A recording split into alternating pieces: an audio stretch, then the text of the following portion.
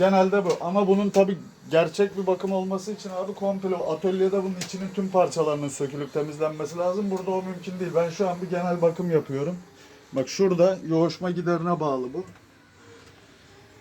Bu ikisini bir söküp temizledim mi götürür yani bir süre bu. Bak şurada şu parça. Şu hortumu çektim mi bununla şöyle çevirerek çıkarttım mı geliyor. Bunun içindeki çamurları bir temizle arada. 2-3 ayda bir. 2-3 ayda bir. Ayda bir de olur. Boş müsait zamanda bir su tutarsın abi. Peki hocam şey soracağım. Suyu aldık. Kar gargara yaparken boğazımıza bir damla değdi. Bozar. Bozulur mu hocam? Bozarım.